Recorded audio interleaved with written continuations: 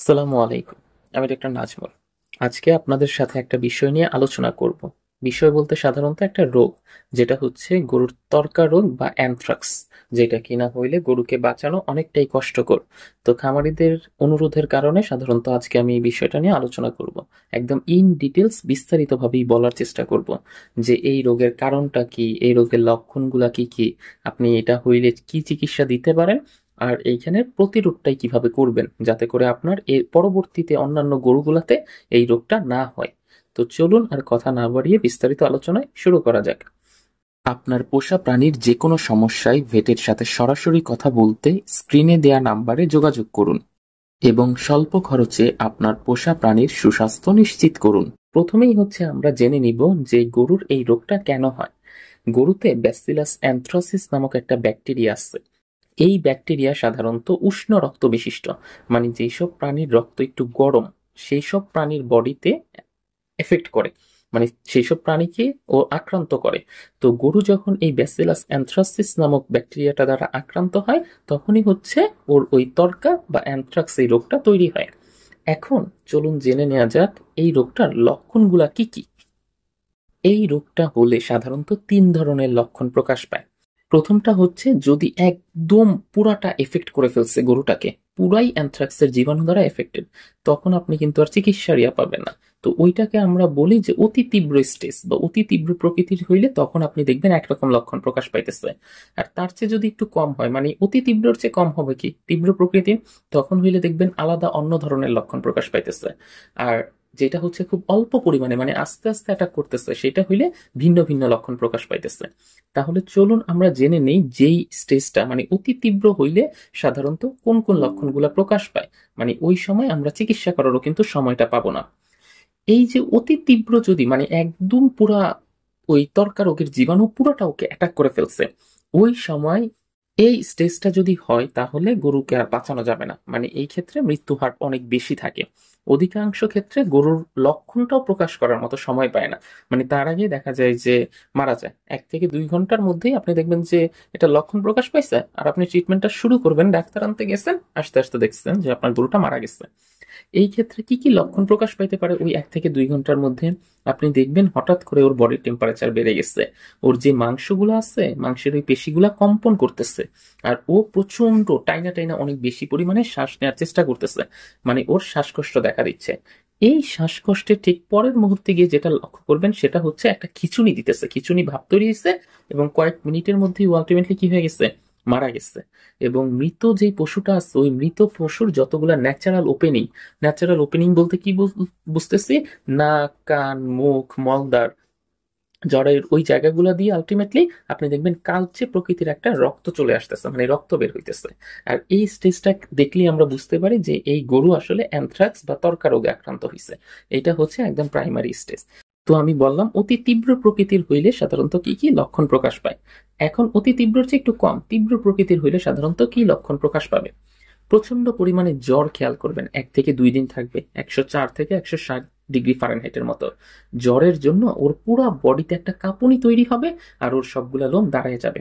একসাথে আরো কি কি সমস্যা, ক্ষুধা মন্দা, খাওয়া দাওয়া একদম টোটালি অফ করে দিচ্ছে, পেটটা আস্তে আস্তে ফাঁপা হইতেছে, পেটে প্রচন্ড পরিমাণে তীব্র ব্যথা হচ্ছে যার কারণে পেটের ওই জায়গায় লাথি দেওয়ার চেষ্টা করতেছে, শরীরে খিঁচুনি বা কাঁপুনি সৃষ্টি হইতেছে, এবং ওই যে ন্যাচারাল যে ওপেনিং গুলো আছে ওই ওপেনিং গুলা দিয়ে একদম কালচে ধরনের রক্ত পড়তেছে।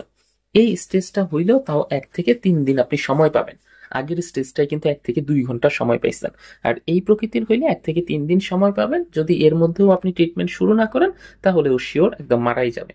এবার চলুন জেনে নেই যে দীর্ঘমেয়াদী হইলে সাধারণত কি কি লক্ষণগুলো প্রকাশ পায়।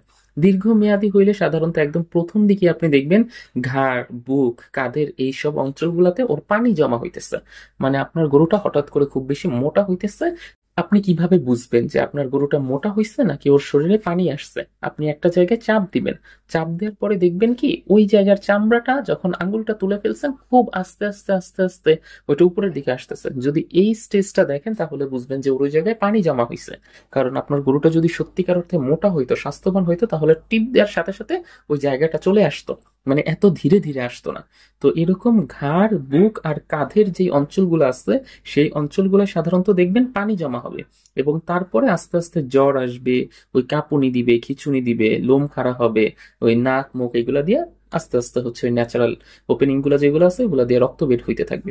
তো এইটা খুব আস্তে আস্তে ডেভেলপ করবে, এবং এই ক্ষেত্রে আপনি প্রায় 10 দিনের মতো সময় পাবেন। 10 দিনের মধ্যে যদি ট্রিটমেন্ট শুরু না করেন তাহলে আপনার পশুটা মারা যাবে।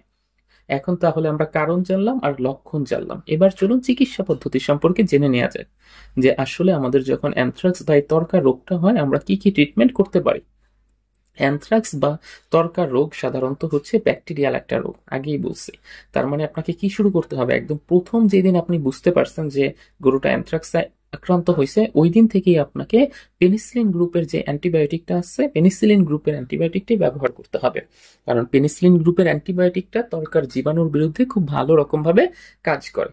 এইখানে আপনি চাইলে হচ্ছে প্রোনাপেন, কম্বিপেন বা প্রোনাসিলিন এই ইনজেকশন গুলা দিতে পারেন। আপনারা জানেন 1 মিলিলিটার আমরা সাধারণত হচ্ছে এখানে প্রতি 10 কেজির জন্য ব্যবহার করে থাকি। অথবা পেনিসিলিন ছাড়াও আপনি অক্সিটেট্রাসাইক্লিন গ্রুপের যে ইনজেকশন গুলো আছে, রেনামাইসিন বলেন, টেট্রাভেট বলেন বা অক্সিভেট বলেন, এগুলোও চাইলে আপনি ব্যবহার করতে পারেন।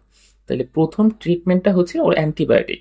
2 নম্বরটা হচ্ছে ওর তো প্রচুর পরিমাণে শরীরে ব্যথা থাকবে আর জ্বর থাকবে, জ্বর থেকে তো ব্যথার তৈরি হয়েছে, এই জন্য আমরা একটা টলফেনামিক অ্যাসিড গ্রুপের ব্যথার ওষুধ এখানে ব্যবহার করতে পারি। কোনটা কোনটা ব্যবহার করতে পারি, টলফাবেট ব্যবহার করতে পারি, টাফনিল ব্যবহার করতে পারি, ফেভিনিল ব্যবহার করতে পারি, এগুলোর যে কোনো একটা আপনি ব্যবহার করলেই হলো। 3 নম্বরে হচ্ছে যেহেতু অ্যান্টিবায়োটিক ব্যবহার করতেছেন সাথে একটা অ্যান্টিহিস্টামিনিক ড্রাগও আপনি এখানে ব্যবহার করতে পারেন। আর ওর যে ন্যাচারাল ওপেনিং গুলো আছে সেই ন্যাচারাল ওপেনিং গুলো দিয়ে খুব বেশি পরিমাণে রক্ত বের হওয়ার কারণে আপনাকে এখানে রক্তপাত বন্ধ করার জন্য একটা ইনজেকশন দিতে হবে। সেটা হইতে পারে ট্রাসিডভেট, হইতে পারে রেনামিক, হইতে পারে যে কোনো একটা আপনি ব্যবহার করে দিলেই হবে। আর ও যদি খাওয়া দাওয়া বন্ধ করে দেয় তখন আপনি ওকে কি করবেন, ওইখানে স্যালাইন দেওয়ার চেষ্টা করবেন। রগে যেই স্যালাইন, ওই রগের স্যালাইনটা সাধারণত হচ্ছে পরপর 2 দিন বা 3 দিন হচ্ছে আলটিমেটলি ব্যবহার করবেন, নাহলে কিন্তু ও একদমই পড়ে যাবে, আরো দুর্বল হয়ে যাবে। তখন এর থেকে দেখা যাবে যে পরবর্তীতে একদমই মারা যাচ্ছে। এই জন্য আমাদেরকে সাধারণত ডেক্সট্রোজ স্যালাইনটা এই ক্ষেত্রে দিব না, কারণ ডেক্সট্রোজ স্যালাইন কখনো টেম্পারেচার বৃদ্ধি থাকলে দেয়া যায় না। আপনি ওই নর্মাল যে স্যালাইনটা আছে সেই স্যালাইনটা ওকে দিতে পারেন। তারপরে হচ্ছে এইভাবেই, এইটাই হচ্ছে আনুষঙ্গিক ট্রিটমেন্ট প্রোটোকল। অ্যান্টিবায়োটিক জ্বরের জন্য, অ্যান্টিহিস্টামিনিক রক্তপাত বন্ধের জন্য, আর একটা হচ্ছে ও যাতে একদম দুর্বল হয়ে গেছে এই জন্য ডেক্সট্রোস্যালাইন আমরা শিরায় ব্যবহার করতে পারি। তাহলে চিকিৎসা পদ্ধতি তো বুঝতে পারলাম, এবার চলুন জেনে নেওয়া যাক এই রোগটাকে আমরা কিভাবে প্রতিরোধ করতে পারি। ত্বরকা রোগের কিন্তু টিকা পাওয়া যায়, এটা সাধারণত হচ্ছে আমাদের বাংলাদেশের সব জায়গায় আছে। সব বয়সের পশুতেই আপনি 0.5 থেকে শুরু করে 1 মিলিলিটারের মধ্যেই চামড়ার নিচে ইনজেকশনটা ব্যবহার করবেন, এবং এটার 6 মাস পরে একটা বুস্টার ডোজ আছে, 6 মাস পরে ওই বুস্টার ডোজটা আপনারা চাইলে ব্যবহার করতে পারেন। আর ধরেন যে আপনি ব্যবহার করেন নাই, একটা গরু এফেক্টেড হয়ে গেছে, আক্রান্ত হয়েছে, আক্রান্ত হওয়ার পর এখন ওটা মারা গেছে, আপনি তখন করবেন কি, সোডিয়াম হাইড্রোক্সাইড 10% সোডিয়াম হাইড্রোক্সাইড দিয়ে গরুর যে একদম পুরো গোয়ালটা আছে এটাকে খুব সুন্দর মতো ধুয়ে দিয়ে মানে জীবাণুনাশক করবেন। কারণ এইটা কিন্তু এক গরু থেকে, এই যে এই গরুটা যে মারা গেল আক্রান্ত হয়ে, এইটার থেকে কিন্তু পরবর্তী গরুতে ছড়িয়ে যেতে পারে। এই জন্য আপনি পুরা গোয়াল ঘরটাকে খুব সুন্দর মতো সোডিয়াম হাইড্রোক্সাইডের 10% সলিউশন দিয়ে আপনি এটা ধুয়ে ফেলবেন। তারপরে মৃত পশুটা তো এখন কি করবেন, এটা মারা গেছে, এইটাকে একটা দূরে আপনার ফার্ম থেকে অনেকটা দূরে নিয়ে খুব সুন্দর মতো একটা গর্ত করে, 5 থেকে 6 ফুট বা 6 থেকে 8 ফুটের মতো একটা গর্ত করে, এইটার যে মলমূত্র ছিল, রক্ত যেগুলো নাক মুখ দিয়ে বের হইছে, বা এটার যে লিটার ছিল, খড়কুটা যা এটার সাথে ছিল, সবগুলোকে মাটির নিচে চাপা দিয়ে ফেলবেন, যাতে করে এটা মানুষের সংস্পর্শেও না আসে, যাতে করে এটা অন্যান্য প্রাণীর সংস্পর্শে না আসে।